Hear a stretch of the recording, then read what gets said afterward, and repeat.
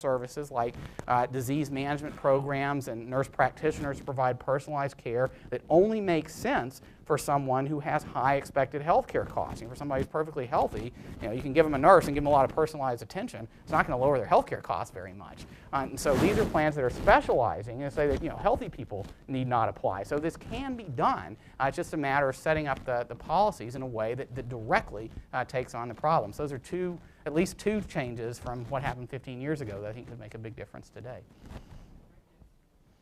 Yeah. Bill Clinton was here in December stumping for Hillary, and he mentioned in one of his speeches that by applying an electronic medical record, that would cover the cost of Hillary's plan and make coverage so much closer to universal.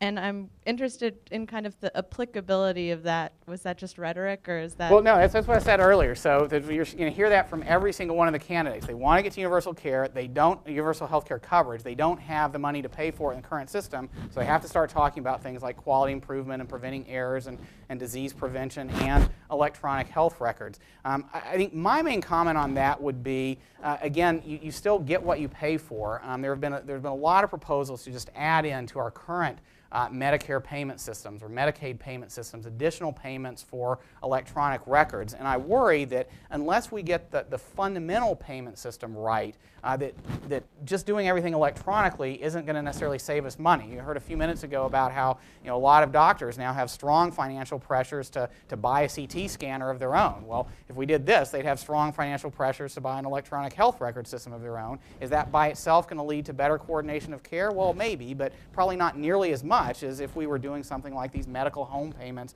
that I talked about earlier, where not only can you have financial support for the electronic records, but you actually get paid better when you take steps to keep your patients well and to keep their overall costs down. I think just adding in payments for electronic records to our current payment system, which doesn't provide very strong support for steps to keep people well and coordinate their care well, by itself probably isn't going to save a lot of money.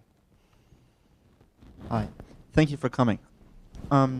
You can pretty much answer this question if I'm misinformed, but I've heard in the past that there's a lot of fraud going on between the financial transactions and insurers and doctors, and that I've heard up to 30%. Now, I know a way to tackle that would be to have this regulation and oversight of doctors, and I know doctors wouldn't be very pleased about that.